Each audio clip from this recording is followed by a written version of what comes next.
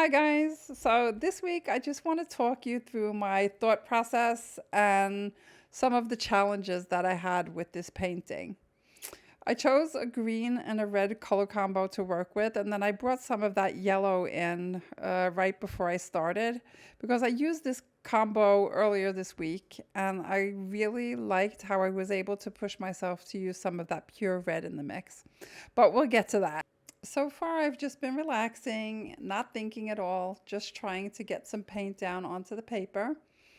And I decided to bring in some gesso because I always used to use gesso and I really love the effect that gesso has on paper.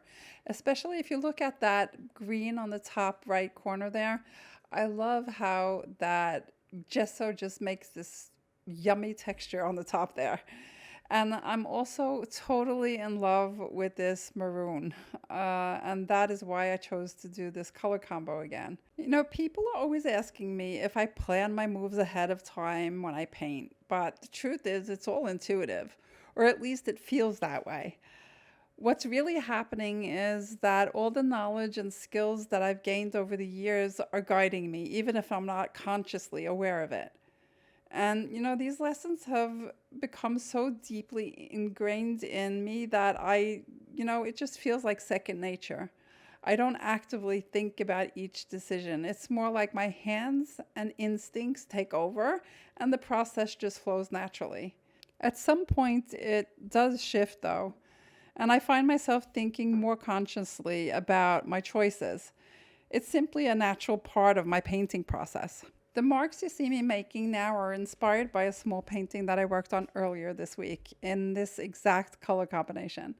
I absolutely love that yellow over the maroon. It creates such a striking contrast. It's so beautiful. And I was also excited about the red. It brought so much energy and vibrancy into this painting, and it felt amazing to give myself permission to just experiment and play freely with that bold color. But this pink that I'm mixing now just made my heart sink when I put it onto the painting.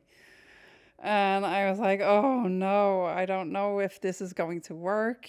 But, you know, you gotta just keep going and see what happens. I mean, if you're not open to trying, you're never gonna, see what could happen. I mean, there's nothing wrong with the pink. It just felt like it didn't belong, I guess. So that's why I started making marks with that muted yellow Neo color crayon. It just made it feel better, I guess. So the yellow that I was using was transparent and that was annoying me. So I decided to just go over the marks that I had made. But I kind of felt that that took the authenticity out of them. So I was like, I really don't like these marks anymore now. So, but I just let them be. And I always do that because when I do things that I'm not sure about, sometimes they come to life when I just keep working. So I just let it be and moved on to something else. So at this point, I was feeling a bit better about the pink. But then I came in and I made the same marks on the side as I had on the bottom there. And I didn't like that at all. The funny thing is that I come in with more of that color that I didn't like initially. So I don't know why. It just happens to me all the time. I do that a lot. But I try not to think too much about things that I do that I don't like because I know I can always just come back to it at a later point. And I guess that's why I decided to come in with a bold red marker over that pink so that I could kind of, either make a statement that I liked or at least get something else going over that part of the painting that I wasn't in love with.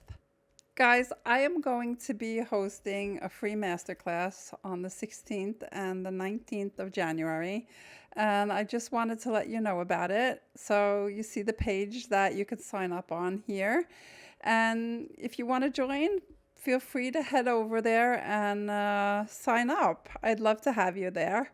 And I'll also post the link in the comments below. All right, so back to this painting. I was kind of feeling like I didn't know what I wanted to do at this point. So I pulled out my fine liner and I tried to make some marks with it.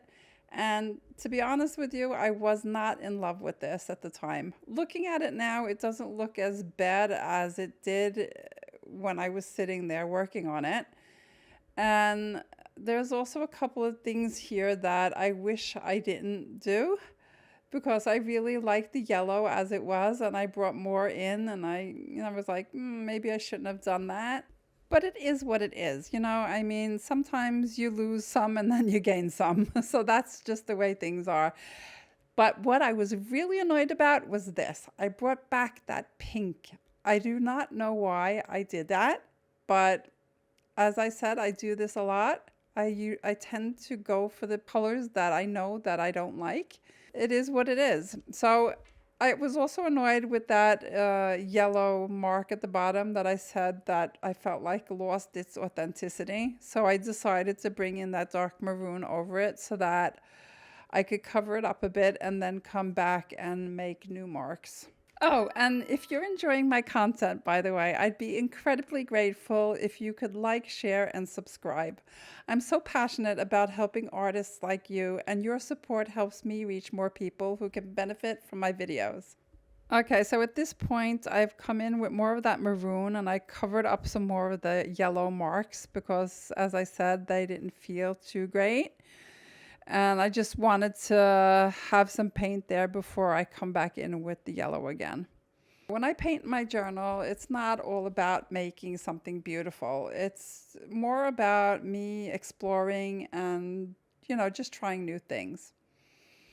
All right, so I come back in with that yellow and I make those marks again. And I was struggling because that paint is transparent and it was kind of hard to get them to become as sharp as I wanted them to be. But it works out in the end. So now I'm realizing that there's a lot going on this canvas. Some of it I like, some of it I love. So I just decided to find some balance and try and bring this painting to an end. This is absolutely my favorite part of the painting process. Trying to find my way and wrap things up, because it's challenging and it's fun. It's also really weird to hear myself say that, because I remember being so frustrated that I wanted to throw all my paint out and just quit painting. So looking back, I can see why I felt that way. It makes complete sense.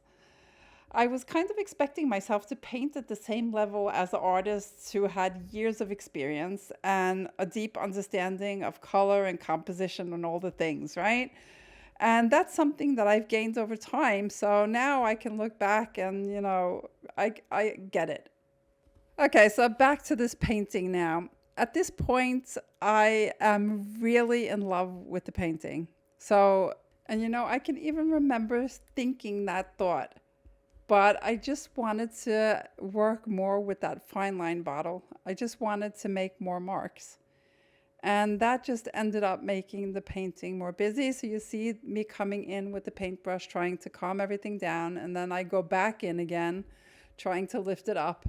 And it's kind of working, but I still don't stop. I still keep going. And what I end up doing is stealing some of the authenticity. So those authentic marks are becoming more and more planned, if I can put it that way.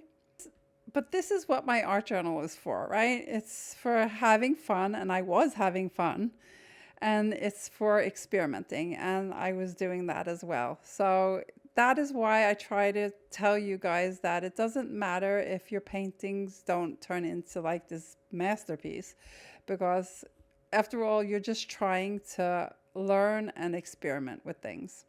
All right, guys, this is coming to an end. So I hope you enjoyed watching and that my commenting wasn't, too boring. All right. I wish you a Merry, Merry Christmas, and I'm looking forward to seeing you again in the new year. Take care of yourself and have the best time with your family and friends.